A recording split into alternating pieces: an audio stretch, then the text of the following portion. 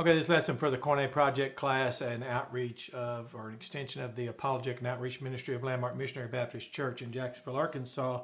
In many of our lessons now, I've discussed and disclosed for you all how the Greek mind would lump things together and see them as a whole, an entire whole. They would see a holism, a view from holism.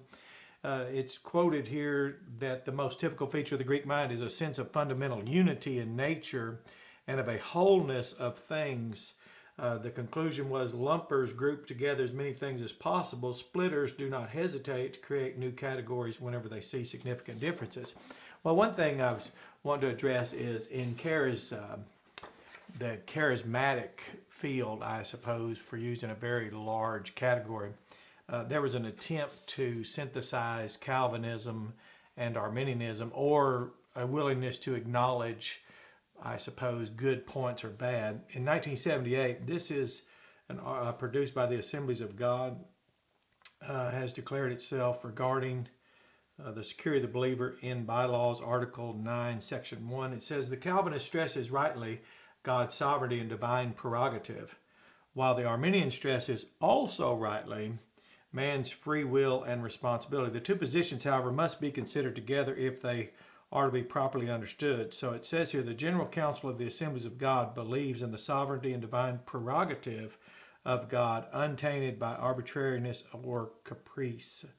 It also believes in the free will and responsibility of man. So it's a this and also, which really sounds good, except what about all the fallible elements within Calvinism and now the fallible elements within Arminianism? So now you're taking two fallible constructs and lumping them together. So that's very interesting.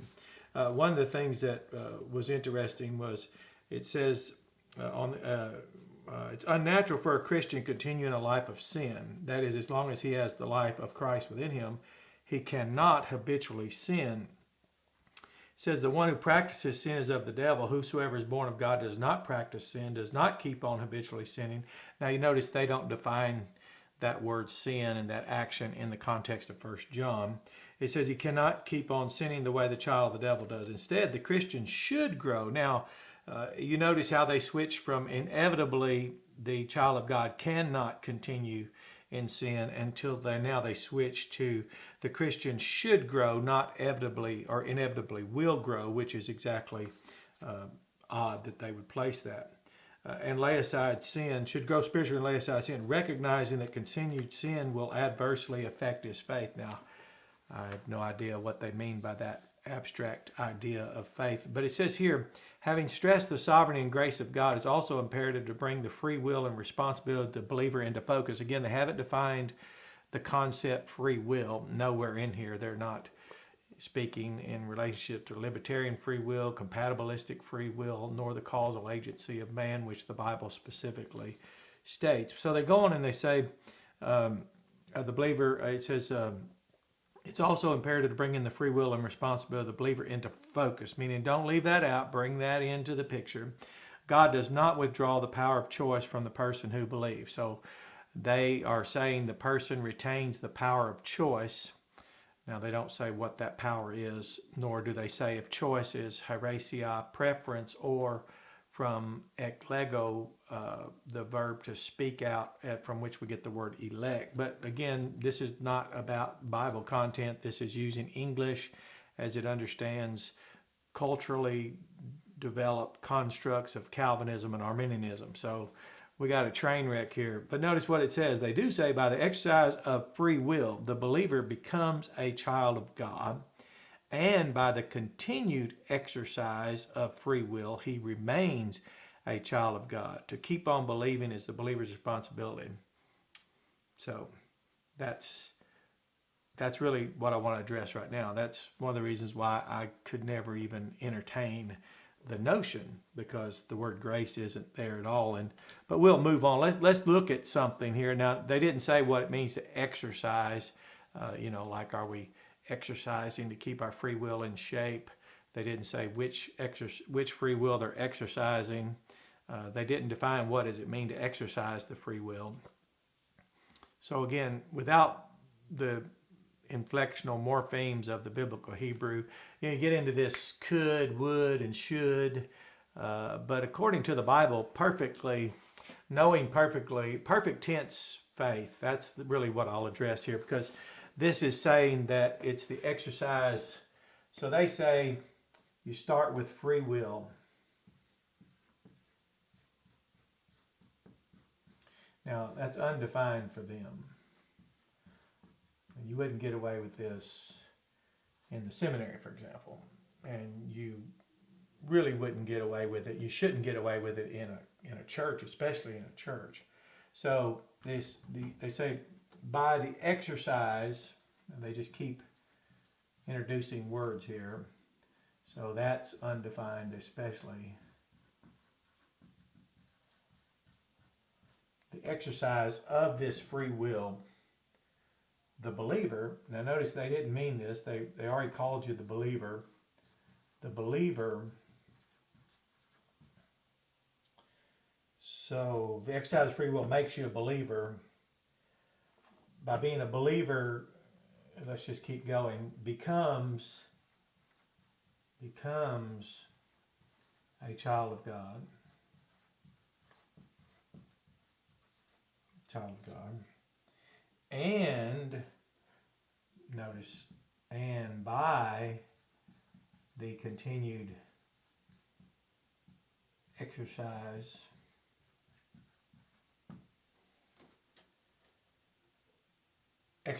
of this up here, free will,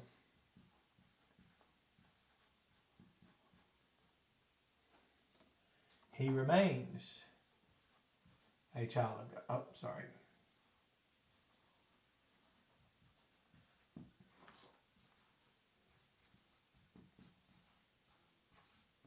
There we go. And they say to keep on believing, move on up here, to keep on believing.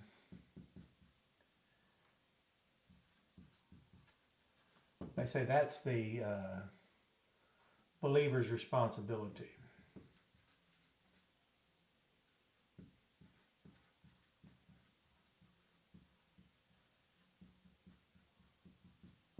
There we go. So that's quite strange because that's actually perfect tense kind of action, if you notice that. So let's go to 2 Timothy 1:12, and this word ado. Ado is G 1492, because this is really important. If by the exercise of an undefined free will and the experience or the act to exercise it undefined, the believer becomes a child of God, then by the continued exercise of free will, he remains a child of God. Now remember, they already said that someone who's a child of God does not practice, will not be continuing in sin, and then they turn around. And so you got to remember, when you try to take two fallible constructs and commingle those, that's not really lumping knowledge in the form of, let's say, the science of interpretation or any methodology that would bring about anything of the text. So Paul said here, I know, and he used perfect active indicative. He said, I have known and I'm continuing to know. And he said, the one in whom I have believed and am continuing to believe. So Paul talked about perfect tense. Notice this, perfect tense faith. There we go. Now, I'm not really sure how much more obvious this becomes. It's hard. Some of you may not be able to see this. Let me check the board. Well, yeah, that green doesn't show up well. So perfect tense faith.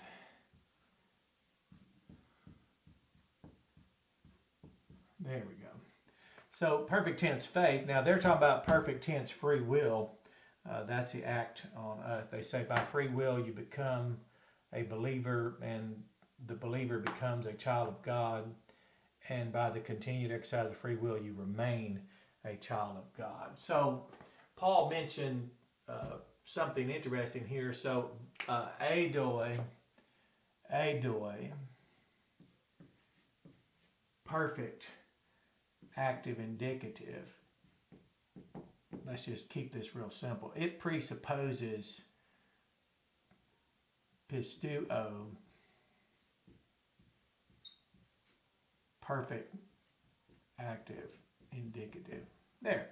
So if you want to know, well, which comes first? Well, that's quite obvious in the Bible, because here at 1 Timothy 1:13, Paul mentioned that he had, while ignoring in disbelief, now there's a word for disbelief, noun, G570, while ignoring, that's that word over here, G50, agnaeo, while ignoring, so, or while being, we can make it stative, which would really make it easier for us, while being ignorant.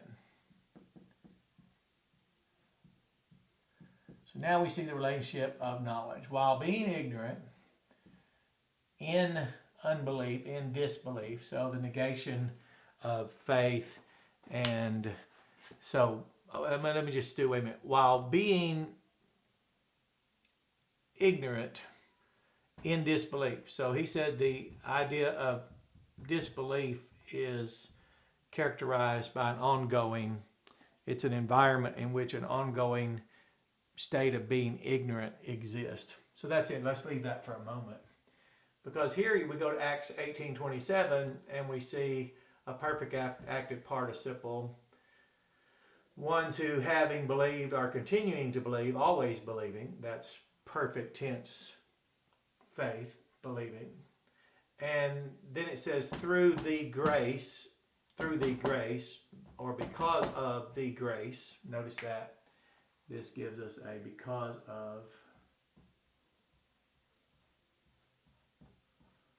of the grace.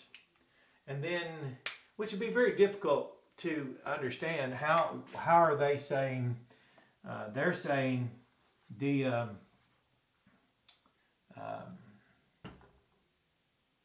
and they're saying because of free will, which that does not exist, that phrase, and then no definition of it, because of free will. So that's really, let's just put a sad face there, because it's just an empty assertion. There is no corresponding reality or Bible word. So in Galatians 2:16, Paul said, adoi, that word again, adoi, it's a perfect active participle. He said by noticing, insight word, by noticing that no kind of man is justified. He said by having noticed, perfect active participle, as one who has noticed and continue to notice, by noticing and continuing to be noticing, perfect, notice that perfect there. Causal, it's a causal participle function, adverbally to the finite verb pisteuo, which is G4100. Well, we know that one. We talk about it so much, but pisteuo is, anyway, let me go ahead and write it. Pisteuo is G4100. Now he says his perfect active, this causal participle here, modifying adverbally to the finite verb, epistusamen, even we, he says, even we believe, that's punctual action, aorist active, indicative, first person, plural, simple action. Even we believed into Jesus Christ in order that we might be justified out from the faithfulness of Jesus Christ. So this is not a base of justification out from the faithfulness of Christ.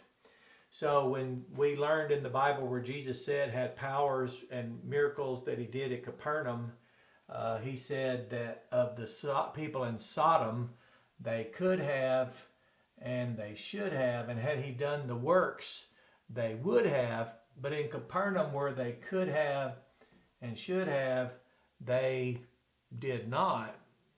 So we'll make that a real sad, real sad face. They did not, you see. And so the work of miracles inbroke he said sodomites, but that's about minding after. It's not the content of the message that it would call someone to mind after. That is acquired, this knowledge is acquired next. But it appears that without perfect tense, as Paul here, in ignorance, while being ignorant,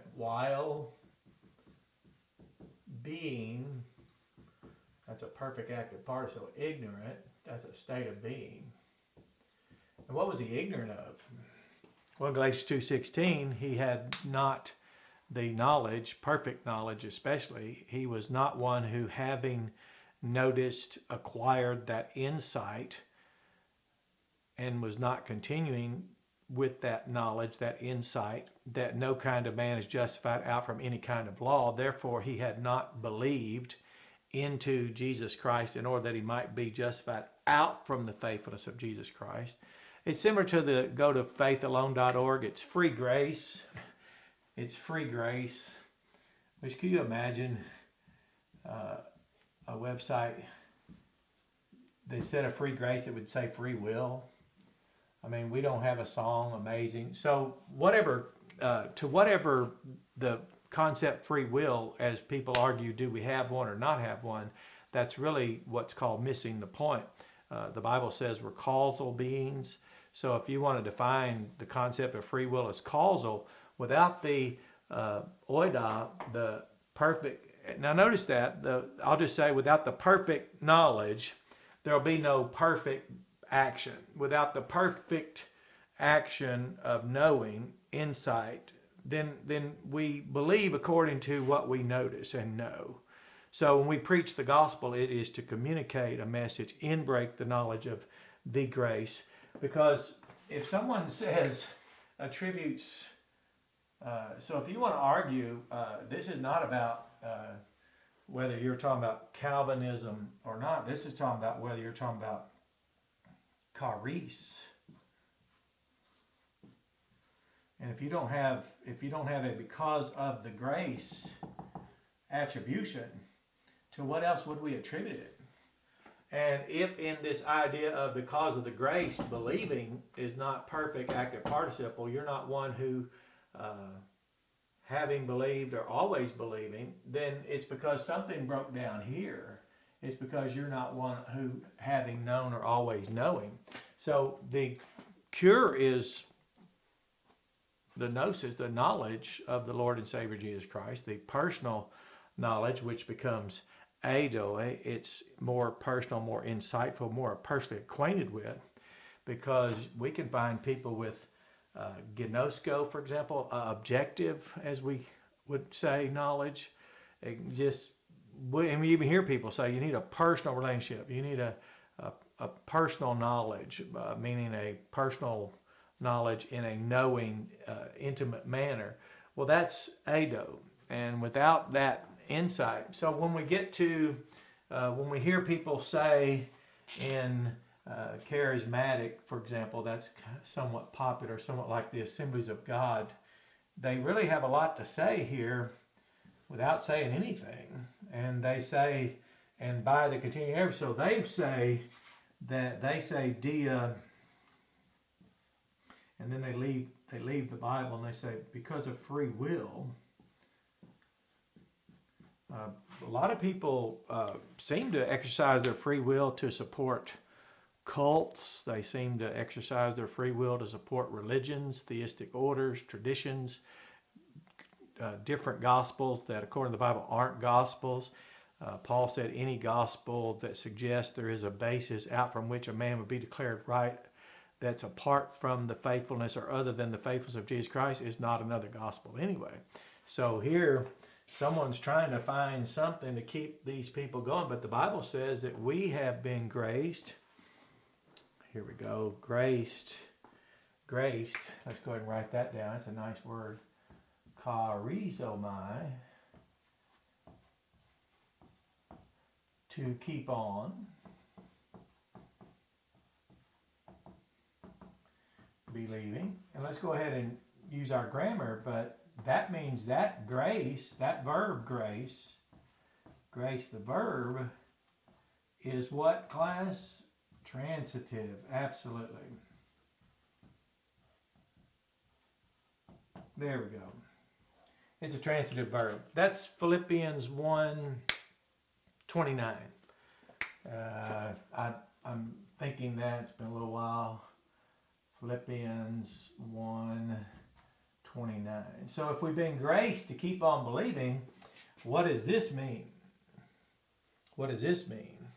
And if we don't have perfect, active, indicative, ongoing, continuous, once for all, I have known and I continue to know in whom, he said. So when someone says, well, we can't know if we're God's elect, that would be a feature in some expressions of Calvinism that leave you tethered to the unknowable. And yet Paul said, not only has he known, but he continues to know the one in whom he has once for all believed and is continually believing in.